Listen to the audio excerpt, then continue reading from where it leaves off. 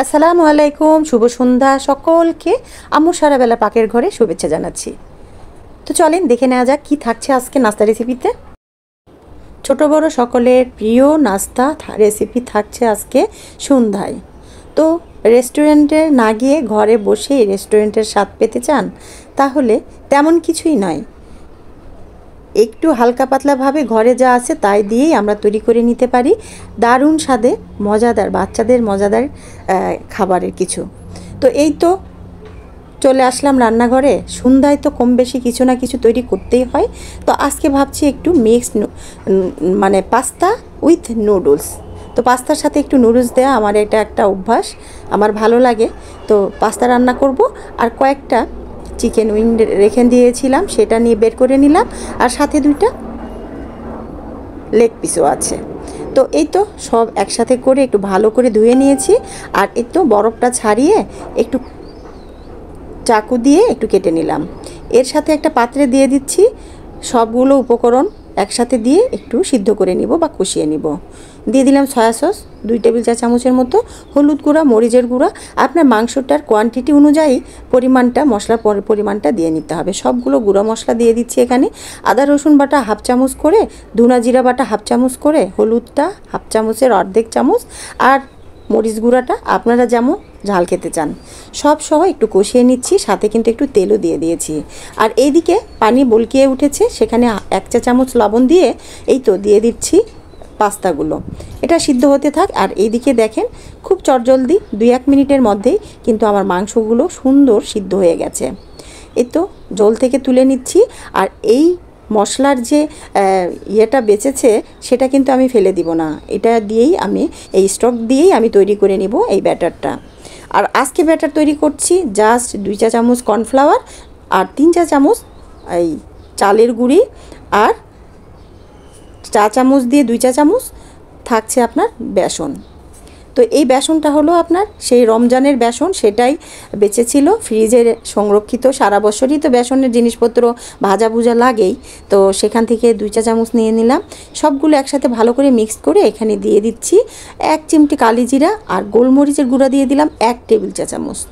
সব সহকারে এখন সেই চিকেন স্টকগুলো দিয়ে মানে ভালো করে মেখে একটা সুন্দর স্মুথ ব্যাটার তৈরি করে নিব। দেখেন অনেক সুন্দর হয়েছে ব্যাটারটা। তো সেটা পাশে রেখে দিচ্ছি এই তো। আর এদিকে আমার পাস্তা নুডলসটা সিদ্ধ করে পানিটা ঝেড়ে রেখে দিয়েছিলাম একটু তেল মিশিয়ে। বাটার দিয়ে দিলাম 2 টেবিল চা চামচ ফ্রাই প্যানে। এর সাথে দিয়ে দিচ্ছি বেশ খানিকটা রসুন কুচি। রসুন কুচিটা 1 মিনিট হবে, 1 মিনিটের মতো একটু নেড়ে চেড়ে এর সাথে এখন অ্যাড করে দিব আমি পেঁয়াজ কুচি আর কাঁচামরিচ কুচি। কাঁচামরিচটা আপনারা পরেও অ্যাড করতে পারেন, আমি একসাথেই করে নিচ্ছি। সেই বাটারের সাথে ভালো করে মিক্সড করে নিয়ে এর সাথে এখন দিয়ে দিব বাকি জিনিসপত্রগুলো। এই তো একটা টমেটো কেটে রেখেছিলাম, সেটাও দিয়ে দিলাম। তারপরে আবার 2-1 মিনিট একটু নেড়ে চেড়ে এর সাথে ডিম অ্যাড করে দিলাম। এখানে আমার 3-4টা ডিম, কোয়েল পাখির ডিম ভেঙে নিয়েছি, সব সহকারে একটা ডিমের মতো হবে। তারপরে সেটা ভেজে বুঝে এর সাথে অ্যাড করে দিচ্ছি সেই আগে থেকে পানি ঝরাতে দেওয়া পাস্তাগুলো। নুডলস আর পাস্তাগুলো খুব বেশি নরম করব না, একটু স্পাইসি আর একটু ঝরঝরে হবে। তো সেটা নেড়ে চেড়ে রেখে দিলাম ঢাকনা দিয়ে। এইবার চলে আসলাম আমার সেই ব্যাটারের মধ্যে চুবিয়ে চুবিয়ে চিকেন উইংগুলো ভেজে নেব।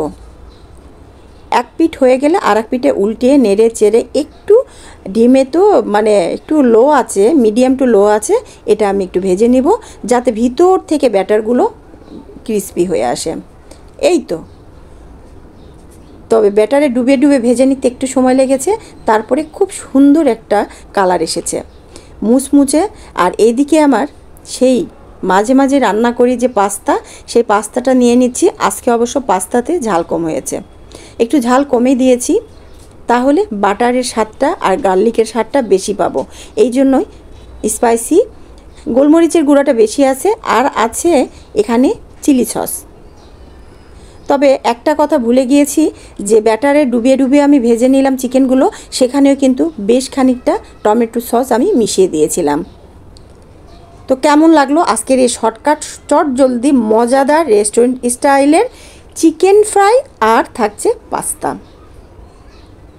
যদি ভালো লাগে অবশ্যই লাইক কমেন্ট করে জানাবেন যে কেমন হয়েছে রেসিপিগুলো, আর বাসায় অবশ্যই ট্রাই করবেন।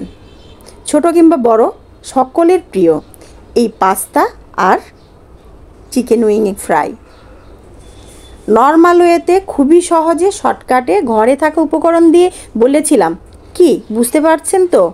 দেখিয়েও দিলাম, একবারে ঘরে থাকা উপকরণ দিয়েই তৈরি করে নিয়েছি। সকলে ভালো থাকবেন, সুস্থ থাকবেন, আমার জন্য দোয়া রাখবেন। আল্লাহ হাফিজ, শুভ সন্ধ্যা।